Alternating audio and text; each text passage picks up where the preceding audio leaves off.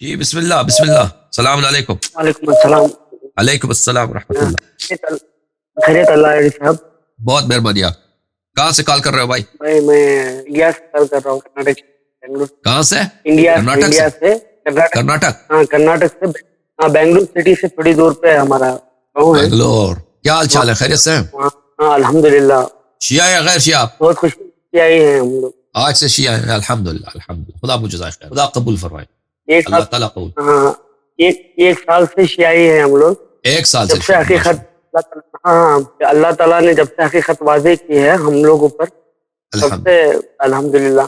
الحمدللہ۔ جی تو بہت خوشی ہوئی آپ سے بات ہو رہی ہے۔ میرا ایک سوال تھا آپ سے، میں بھی سوال اس لیے نہیں کر رہا ہوں کہ میرا کوئی اس پہ گمان ہے، میں اس لیے میں سوال کر رہا ہوں کہ میرے دوست اور احباب بھی ہیں جو کہ اندھیرے میں ہیں، میں تاکہ ان کو جواب دے اس سوال کے جواب، اس سوال کے ہماری اردو بھی اتنی وسیع نہیں ہے، اگر کچھ غلطی ہو جائے تو معاف کیجیے گا۔ کوئی بات نہیں، اردو آپ کی بڑی پیاری ہے۔ جی تو میرا سوال یہ تھا، یہاں پہ چند افراد میں یہ بات بہت زیادہ پھیلی ہوئی ہے کہ جو اہل بیت ہیں وہ 5 ہی نہیں ہیں، مطلب 55 ہی نہیں ہیں، جو بھی سرکار کے یعنی خاندان کے ہیں، اس میں عائشہ بھی ہیں اور بہت سارے ان کی جو بیویاں ہیں سرکار کی اور ان کی جو اولادیں ہیں ان سے بھی، وہ سب لوگ اہل بیت ہیں، اور سید جو بھی ہیں وہ سارے اہل بیت ہیں، یہ مانتے ہیں۔ یہاں پہ اگر ان لوگوں کو میں جواب دینا چاہوں، سند دوں، تو کیسے ان لوگوں کو بتاؤں میں؟ دیکھیں، سید جو صحیح سید ہوتا ہے نا، جو واقعا سید ہوتا ہے، وہ اہل بیت علیہ السلام کی نسل سے، اہل بیت علیہ السلام کی نسل سے ہو سکتا ہے۔ جو صحیح نسب سید ہے وہ ہو سکتا ہے وہ شیعہ بھی نہ ہو سکتا ہے وہ مسلمان بھی نہ ہو، لیکن وہ نسب کے لحاظ سے یعنی اس کا جو جین ہے، اس کا جو پیچھا جو شجرہ ہے، وہ جو صحیح ہوتا ہے، وہ جو اصلی ہے، وہ ان کے نسل سے ہے، لیکن وہ اس کے لیے ضروری نہیں ہے کہ وہ حتمن جو ہے وہ اچھا آدمی بھی ہوگا، شیعہ بھی ہوگا، ہو سکتا ہے وہ شیعہ ہو شیعہ نہ ہو۔ تو یہ اگر کوئی صحیح نسب سید ہے اور وہ شیعہ ہے، تو وہ جو ہے وہ اہل بیت علیہ السلام سے اس طرح ہے جیسے سلمان فارسی اہل بیت علیہ السلام میں سے، جیسے بقیہ شیعہ جو ہیں، بقیہ شیعہ جو بھی سلمان سید نہیں تھا، لیکن اگر کوئی اہل بیت علیہ السلام کی اتباع کرے تو اہل بیت علیہ السلام سے ہو جاتا ہے، جیسے کمیل تھا اہل بیت علیہ السلام سے۔ اہل بیت علیہ السلام کو جو بھی اتباع کرے، جو بھی پیروکاری کرے، جو اہل بیت علیہ السلام کو نصرت کرے، جو ان کے لیے فداکاری کرے، وہ اہل بیت علیہ السلام میں سے ہوتا ہے، ٹھیک ہے نا؟ لیکن وہ پنجتن پاک معصومین میں سے نہیں ہے، 14 معصومین میں سے نہیں ہے، پنجتن پاک میں سے نہیں ہے، لیکن جس طرح سلمان منا اہل البیت، وہ اہل بیت علیہ السلام کے زمرے میں آ جاتا ہے، ان کے پارٹی کا ہو جاتا ہے، ان کے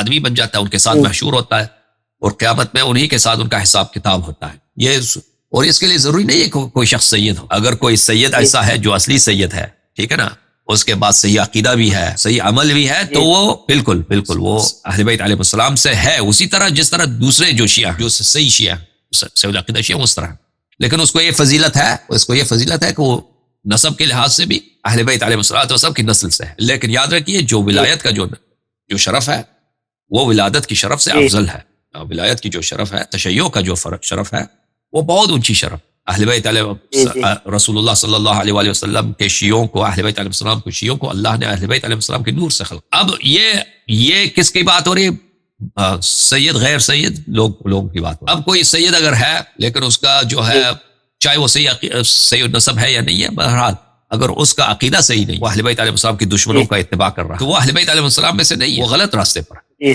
وہ اہل جہنم کے راستے پر ہے۔ یہ اس کے اب جہاں تک ازواج کی بات ہے، ازواج رسول صلی اللہ علیہ وسلم کی بات ہے، وہ اہل بیت علیہ السلام سے نہیں ہے۔ اس کے دلائل بہت زیادہ ایک دلیل یہ ہے کہ اہل بیت علیہ السلام کے لیے جو ہے صدقہ حرام تھا، ازواج کے لیے صدقہ حرام نہیں تھا، ازواج صدقہ کھا سکتی تھی۔ تو میں اس کا آن لائن جواب دے دیتا ہوں، تو آپ آن لائن اس کا جواب سن لیجیے، ٹھیک ہے نا؟ تھینک یو، آپ آن لائن سن لیجیے، تھینک یو، اوکے، خدا حافظ۔ یہ کتاب ہے صحیح بخاری، میرے معزز ناظرین، صحیح بخاری، چاپ دار احیاء التراث العربی، یہاں پر ملاحظہ فرمائیے صفحہ نمبر 269 میں یہ حدیث ہے، باب الصدقہ علی موالی ازواج النبی صلی اللہ علیہ وآلہ وسلم۔ ابن شہاب روایت کرتے ہیں، وجد النبی صلی اللہ علیہ وآلہ وسلم شاتا میتا اعطیتها مولاۃ لمیمونہ من الصدقہ، اعطیتها مولاۃ لمیمونہ من الصدقہ۔ رسول پاک صلی اللہ علیہ وسلم نے دیکھا کہ وہاں پہ ایک لیمب ہے، اور وہ مر چکا ہے، مردہ ہے، مر چکا ہے، تو اس کا گوشت تو نہیں کھا سکتے۔ اعطیہ تھا، اس کو کسی نے کس کو دیا تھا؟ میمونہ کا، ام المؤمنین میمونہ رضی اللہ تعالی عنہا کا کوئی ان کا کوئی کنیز ہے، اس کو کسی نے صدقے میں دیا. رسول پاک صلی اللہ علیہ وآلہ وسلم نے فرمایا حلا انتفعتم بجلدہا، فرمایا کہ تم لوگوں نے اس کے چمڑے سے کیوں فائدہ نہیں اٹھایا؟ تو ان لوگوں نے کہا کہ یہ مر چکا ہے. تو فرمایا انما حرم اکلھا، رسول اللہ صلی اللہ علیہ وسلم نے فرمایا کہ اس کا کھانا تو حرام، اس کے چمڑے سے آپ فائدہ اٹھا سکتے ہیں.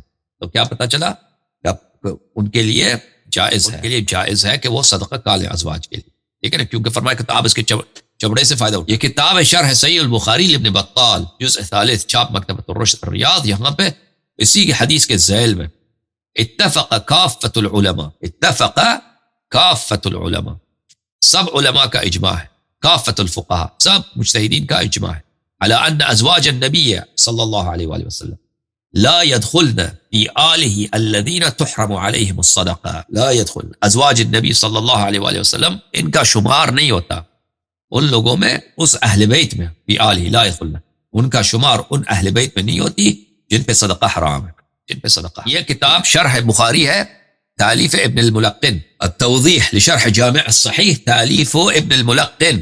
ملاحظہ فرمائیے یہ کتاب وزارت اوقاف میں چھپی ہے، مصر دولت قطر میں. جلد نمبر ہے کون سا اس کا بھائی؟ جلد نمبر 10، یہ جلد نمبر 10، ٹھیک ہے نا، سنہ 2008 سے. کتاب میں آپ کو لے کے چلتے ہیں صفحہ نمبر 581 میں. اسی حدیث کے ذیل میں فرماتے ہیں اتفق کافۃ الفقہاء، سب فقہاء کا اجماع ہے علی ان ازواج النبی صلی اللہ علیہ وآلہ لا يدخلن فی آلہ الذین تحرم علیہم الصدقہ. سب فقہاء کا اجماع ہے کہ اہل بیت پہ صدقہ حرام، سب فقہاء کا اجماع ہے کہ ازواج پہ صدقہ جائز ہے، ٹھیک ہے نا. تو پتہ کیا چلا کہ وہ اہل بیت میں سے نہیں ہے، ختم. اس کے دلائل اور بھی موجود.